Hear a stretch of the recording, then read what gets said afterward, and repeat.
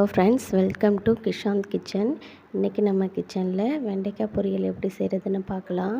அதுக்கு நான் கொஞ்சம் வெண்டைக்காய் எடுத்து நல்லா வாஷ் பண்ணி எடுத்து வச்சுருக்கேன்.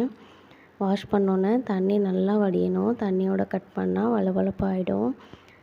இப்போ நல்லா கட் பண்ணி எடுத்துகிட்டு ஒரு பேன் சூடானதும் வெண்டைக்காயை எண்ணெய் இல்லாமல் சும்மா வறுத்து எடுத்துக்கலாம். எதுக்காகனா அந்த வழுவழுப்பு தன்மை போகிறதுக்காக. அதில் நூலாக வரும் இல்லையா, அது போகணும். அதுக்கு நம்ம எண்ணெய் இல்லாமல் பேனில் சும்மா ஒரு 2 நிமிஷம் வறுத்து எடுத்தோம்னா வெண்டைக்காய் நல்லா ட்ரை ஆகிடும். பிசுபிசுப்பு எதுவுமே இருக்காது. நல்லா நீட்டாக வந்துடும். இந்த மாதிரி எண்ணெய் இல்லாமல் நான் ஃபஸ்ட்டு நல்லா வறுத்துட்டு செய்கிறதுனால நம்ம செய்யும் போது வெண்டைக்காய் நல்லா கிறிஸ்பியாகவும் இருக்கும், வழுவழுப்பாகவும் இருக்காது. அதனால தான் ஃபஸ்ட்டு நல்லா வறுத்து எடுக்கிறோம். நல்லா வறுத்தாச்சு பாருங்கள். இப்போ ஒரு பேனில் ஆயில் சேர்த்துக்கலாம். ஆயில் சேர்த்துட்டு கொஞ்சமாக கடுகு, கொஞ்சம் உளுத்தம்பருப்பு, ஒரு கொத்து கருவேப்பிலை, 2 பூண்டு பல் இடித்து சேர்த்துருக்கேன். இது தாளிக்கிற டைமில் தான் இடிக்கணும், இல்லைன்னா வாசம் போயிடும். ஒரு வாட்டி நல்லா மிக்ஸ் பண்ணிக்கலாம்.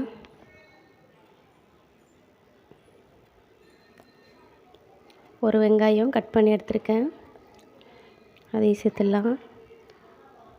சேர்த்துட்டு வெங்காயம் வதங்குற அளவுக்கு நல்லா கலந்து விட்டுப்போம்.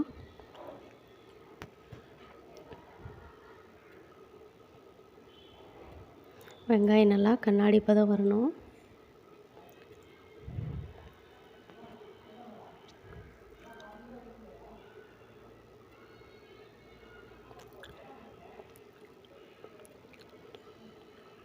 நல்லா வதங்கி வந்துடுச்சு. இப்போது கொஞ்சமாக மஞ்சள்தூள் சேர்த்துக்கலாம். 1/2 டீஸ்பூன் மஞ்சள் தூள் சேர்க்குறேன். 1/2 டீஸ்பூன் மிளகாய்த்தூள். அது எண்ணெய் கூடவே சேர்த்து வதக்கிடணும். அப்போ தான் அதோட பச்சை வாசனை இருக்காது.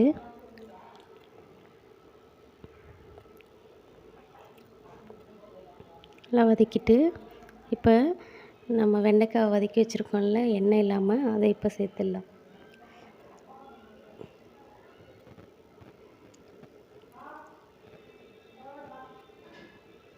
சேர்த்து நல்லா வதக்கி விட்டுப்போம்.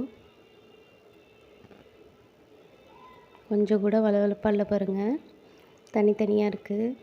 வெண்டைக்காய் செய்யும்போது எப்போதுமே கொஞ்சம் முன்னாடியே எண்ணெய் இல்லாமல் ஒரு வாட்டி வதக்கி வச்சிட்டோன்னா இந்த மாதிரி ட்ரையாக இருக்கும். சீக்கிரமாகவும் குக் பண்ணிடலாம்.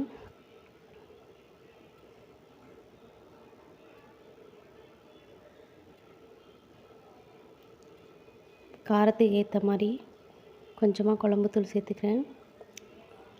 இதையும் சேர்த்துட்டு ஒரு வாட்டி கலந்து விட்டுக்கலாம்.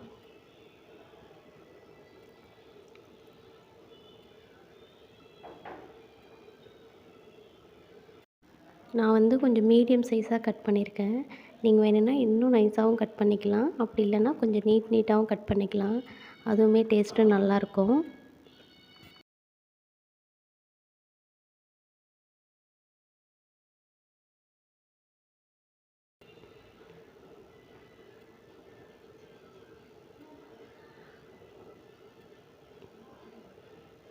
நல்லா கிறிஸ்பியாக வருது.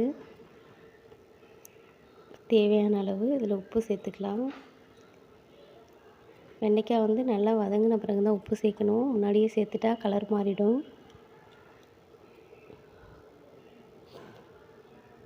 அவ்வளோதாங்க, ரொம்ப சிம்பிளான ஒரு பொரியல் ரெடி பண்ணியாச்சு. தேங்காய் வேணுன்னா கொஞ்சம் துருவி சேர்த்துக்கோங்க, இன்னும் டேஸ்ட்டு நல்லாயிருக்கும். அவ்வளோதாங்க, வெண்டைக்காய் பொரியல் ரெடி.